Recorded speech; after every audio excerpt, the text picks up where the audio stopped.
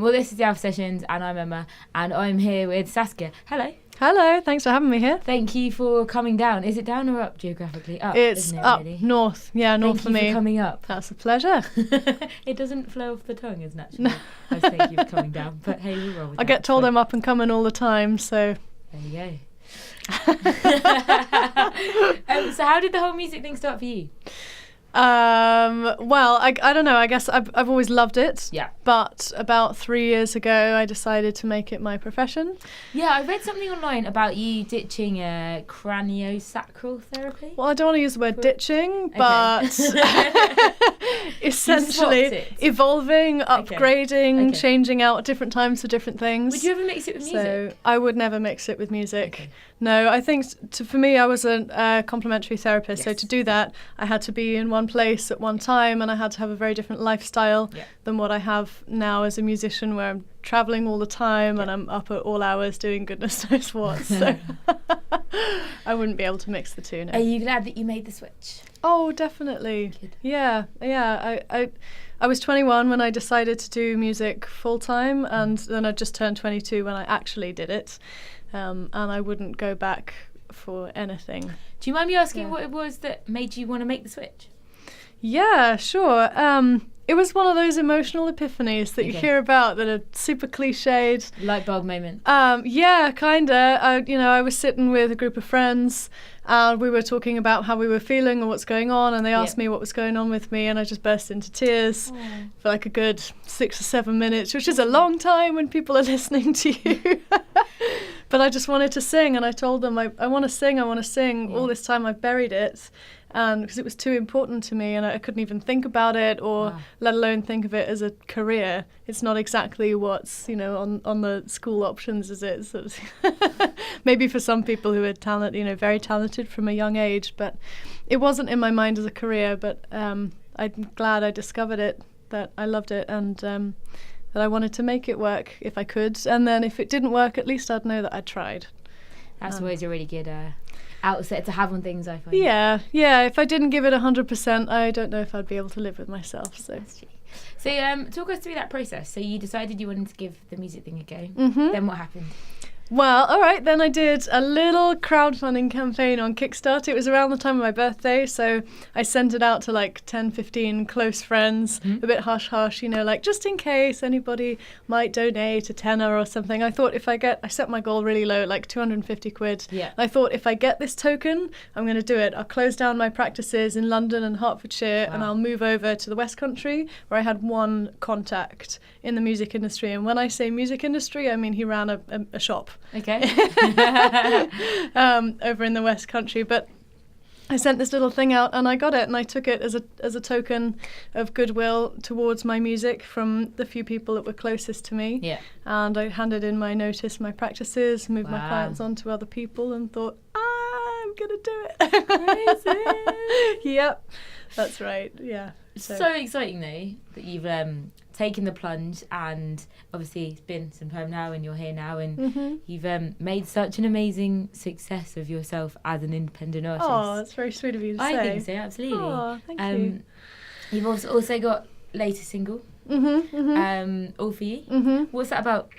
That's actually about my story as someone who went into music as a busker, as a musician. I didn't know that, but hey. Some people think it as a romantic song, and it could be interpreted that way, but I actually meant it all for you, being anyone who's listening, like anyone who's listening to this, anyone who's listening to my music. Yeah. Everything I do it for people who are listening. And it's like an autobiographical song. At that time it had been 2 years, so it starts off like 2 years, 40 cities, and a couple of meltdowns in the first few months. Didn't know what I was doing. That must have been so hard but as well. I got there.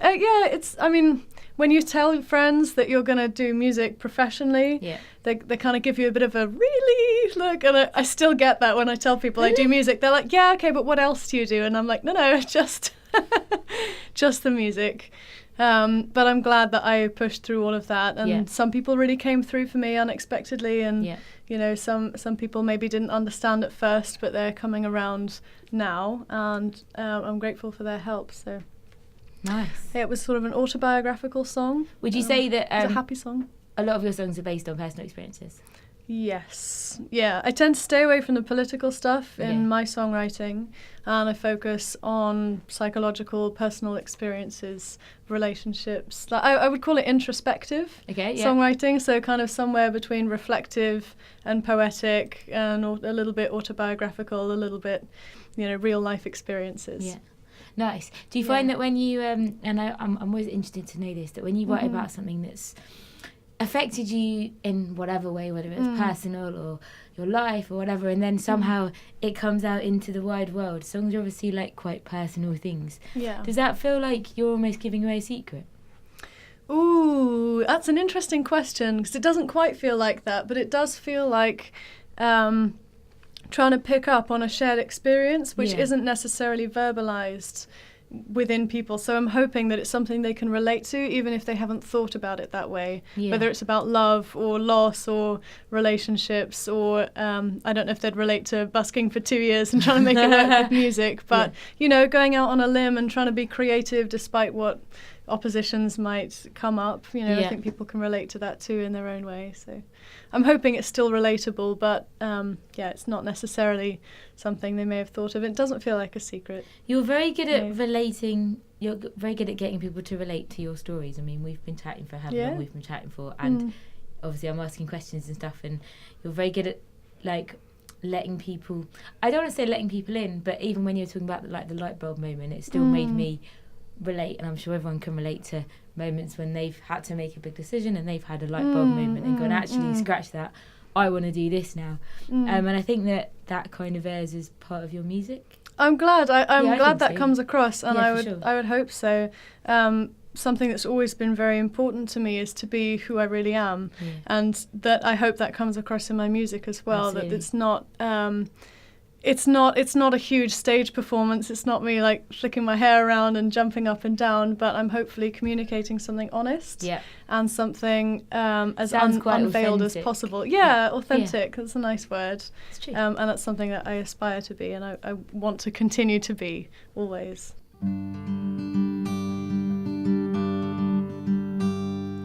London's sky is dark, I can't see the stars, but I know they're there,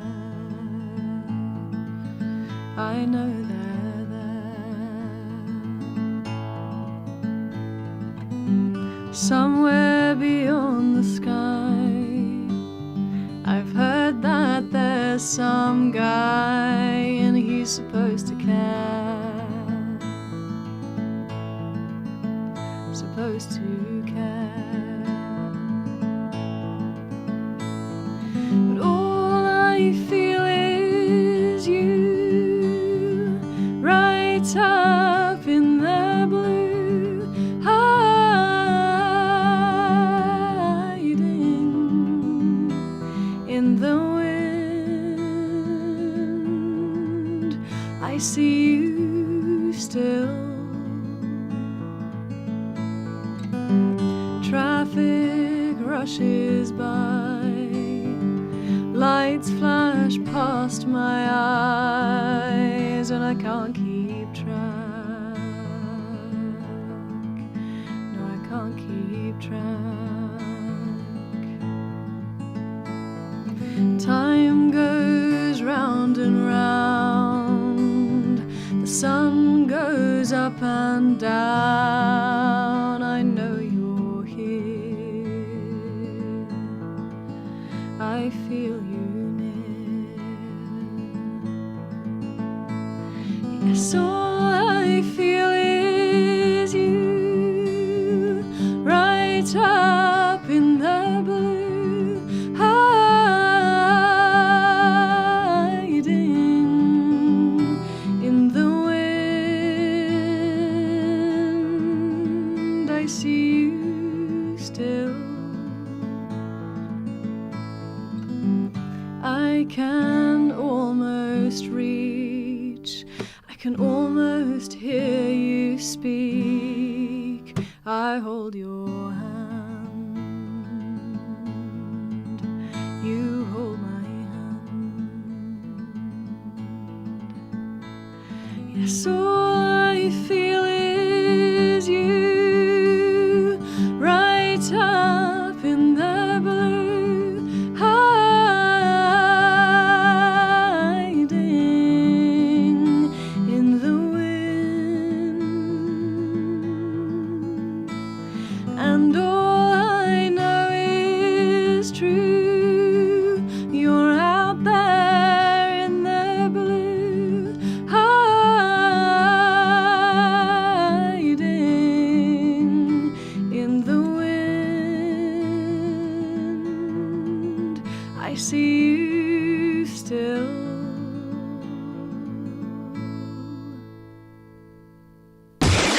Alpha Sessions.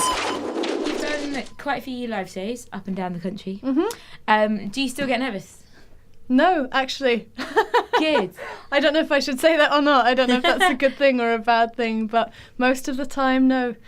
Not at all. I feel like because I've been traveling and gigging so much, every gig's a new gig, but it's like meeting someone or meeting new people. You get used to it after a while, and it's meeting music again, and it's familiar, and I don't have to think about it. And most of the time I'm not nervous, or if I am, it'll fade out within the first few seconds. Try and break the ice with the audience right at the start. Yeah.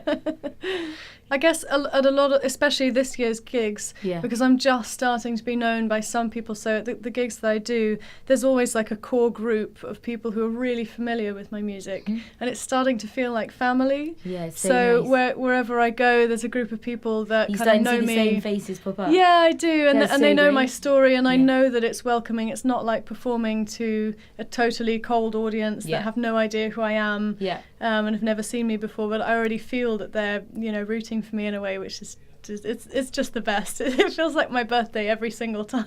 That feeling of like having everyone you know in one room. Yeah, everyone you know so and love, like all gathered together, meeting one another as well, and and coming and. Maybe we should start doing gigs for that same purpose. Would you Maybe. reckon? No. Yeah. No, we shouldn't do that. Absolutely not.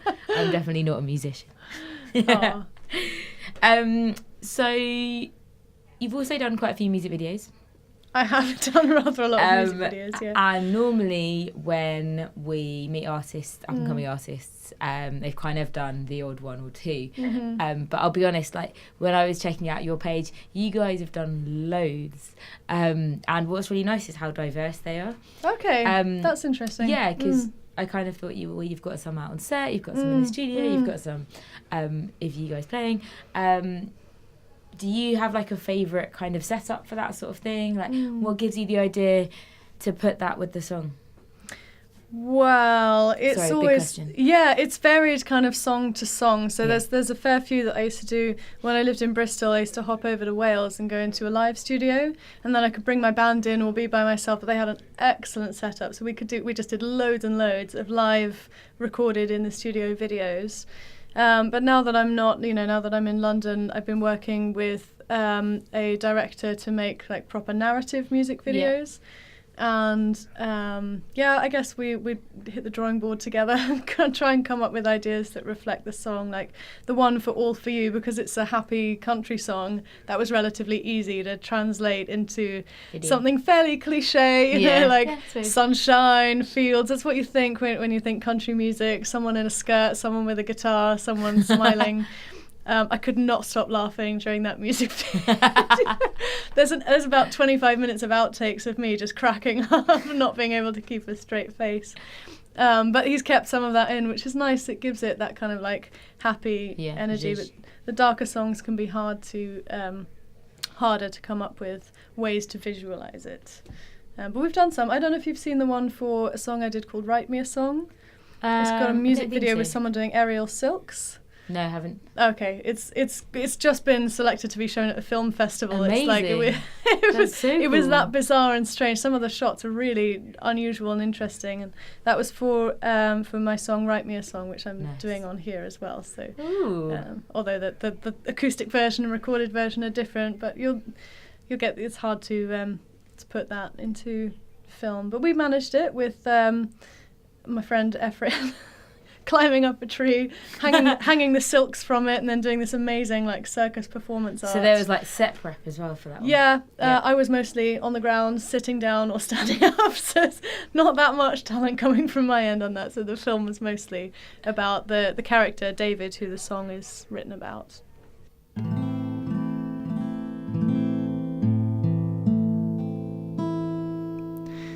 Wandering through the land came a long forgotten man, as tall as he was weary, with a hammer in his hand. He'd spent years fighting treachery among his brothers from the same country. He said the world is built on castles in the sand.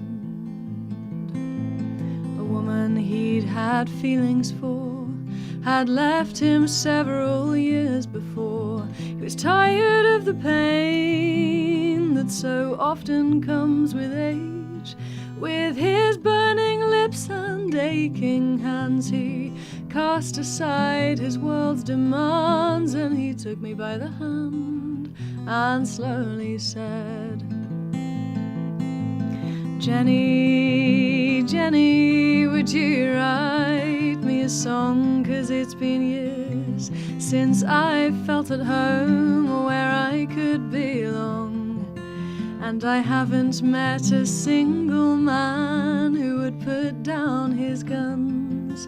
So Jenny, would you write me a song? Ooh,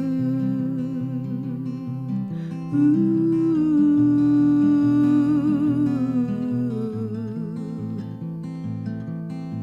His daughters, he'd had one or two. They left before he really knew them. People seemed to fade before him. Either that or just ignore him. Fame and fortune came his way, and the plagues that followed in its wake. And sighing now, he asked me once again, Jenny, Jenny, would you write me a song? 'Cause it's been years since I felt at home or where I could belong, and I haven't met a single man who would put down his guns. So Jenny, would you write me a song?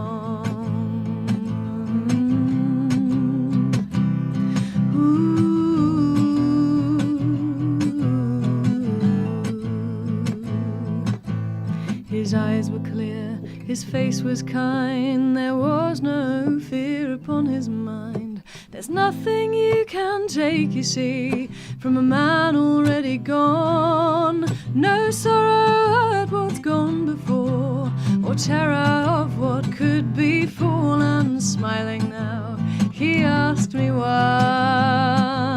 more, Jenny, Jenny, would you write me a song? 'Cause it's been years since I felt at home or where I could belong, and I haven't met a single man who would put down his guns. So Jenny, would you write me a song?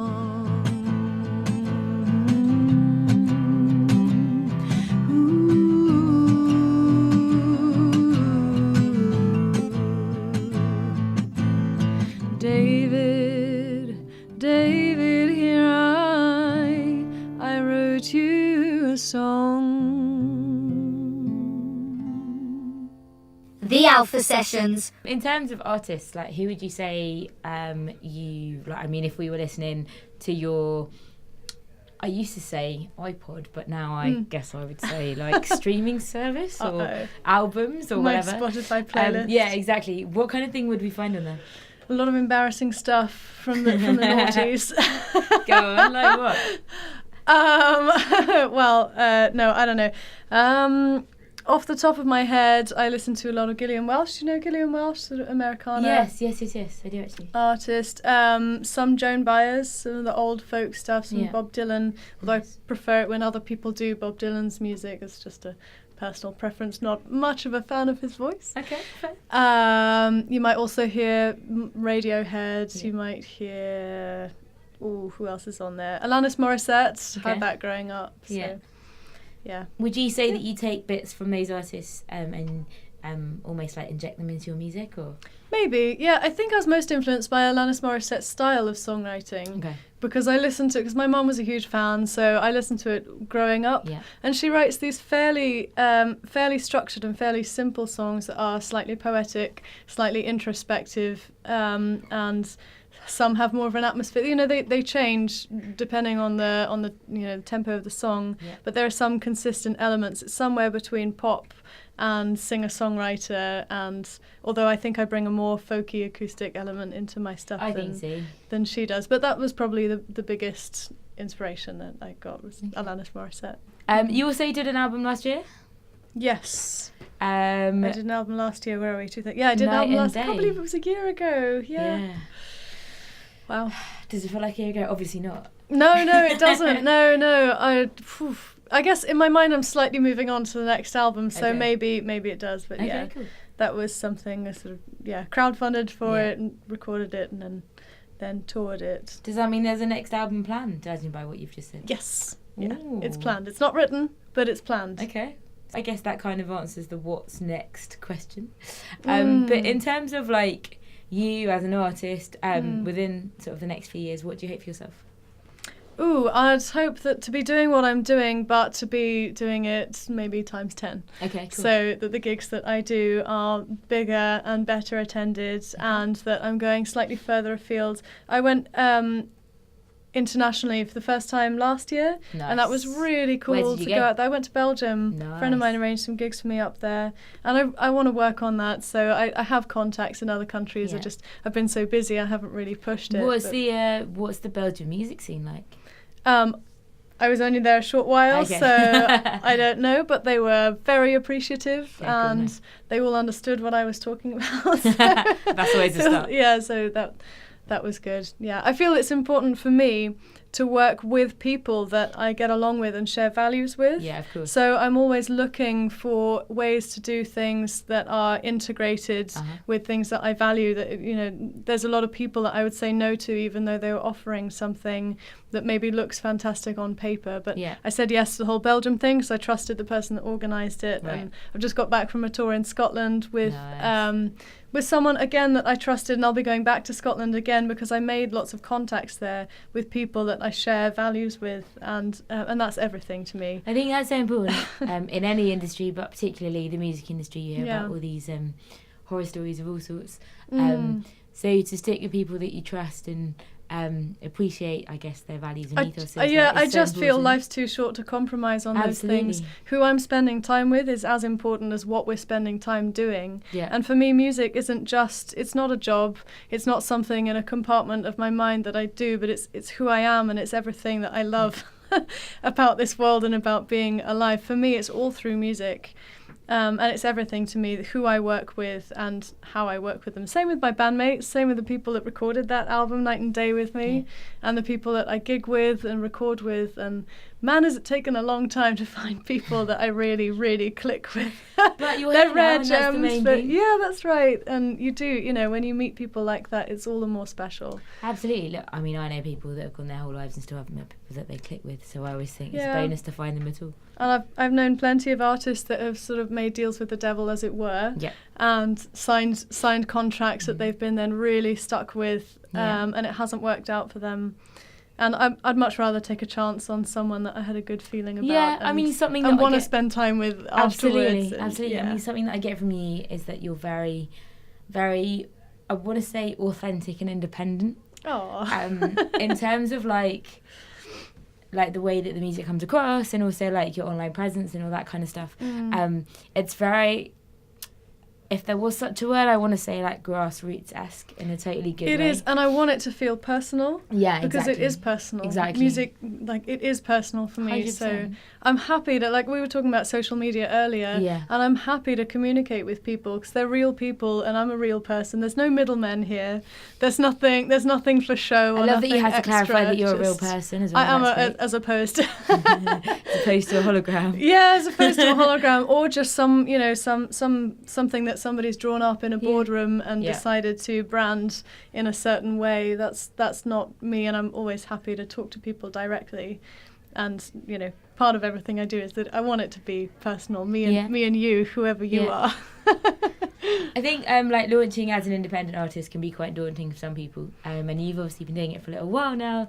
And I was just thinking, if for someone that is started out and wants to also be an independent musician and is worried about all sorts of things, have you got any like top tips for them? Not to be afraid. To start before you're ready was one of the things that that really helped me get started. What do you mean by that? Don't wait for it to be perfect before you get out there. Like, just put something out there and work on it. If you're shy, go to an open mic where you don't know anybody, but don't put it off and practice for ages. It'll build up in your mind. But to keep just to start and to keep it moving and then improve it from there. And I feel that if you are willing to go the distance, it's not that hard to stand out. There are so many talented musicians, but there are not all that many that I know of and have met that are both talented and hardworking and nice people and conscientious individuals. Tick all the right boxes. Yeah, so I think if you're willing to look up how to use Facebook effectively, which is not a musician's dream, but it also needs to be done because you have to respect the people that like your music and help you to have a career that way. So I feel it's part of my respect to my music is to respect the people that respect it too. Yeah. And find out about what the publishing deals are. I'm halfway through a legal book right now, which is so boring, but it has to be done. Yeah, it's useful. It's useful. So if you can equip yourself with enough knowledge, then you can stay independent and you can stay true to yourself, your music, and your values. Awesome. All right, well, thank you so much for coming down. Oh, one more thing. It's a pleasure. If people want to go and find out more about you, where can they go? What can they do? Oh, of course. Well, I've been talking about social media. Yeah, give us all your social media handles. I'm on Facebook, Twitter, and Instagram under @SaskiaGMSings, and all the information can be found on my website and all the official links, which is saskiagm.com. I felt that the Griffiths Moor was too much for people to remember, let alone say, so so I just shortened it to GM. Okay, but cool. saskiagm.com. Nice. Yeah. Well, thank you so much for coming up. No, yeah. Thank you for having me up. And hopefully we'll have you back with your new album really soon. I'd love that. Yeah, awesome. Thank you.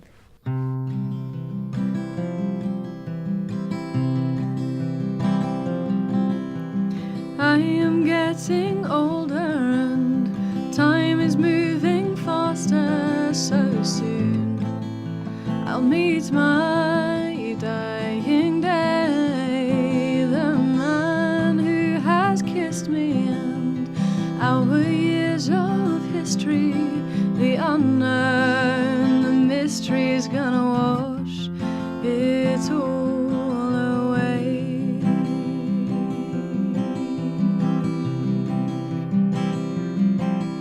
He isn't mine to keep and neither mine to seek.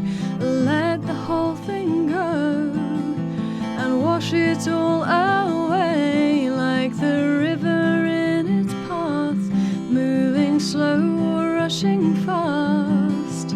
Choicelessly my past will be washed away.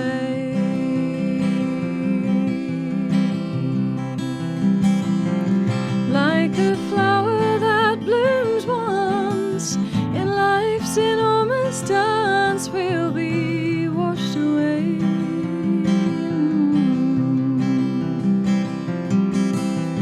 Once is all that's needed on this joyous earth, we're breeded and then washed away.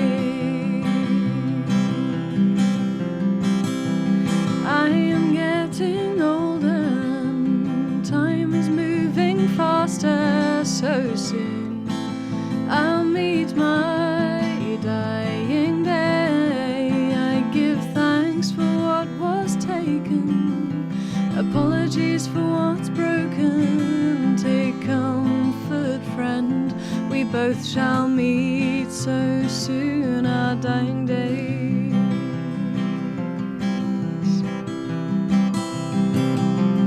Like a flower that blooms once in life's enormous dance, we'll be washed away.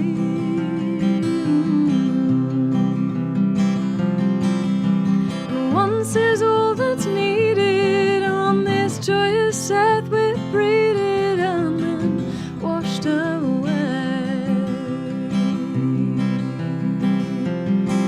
Take comfort, friend, we both shall meet so soon. our dying days.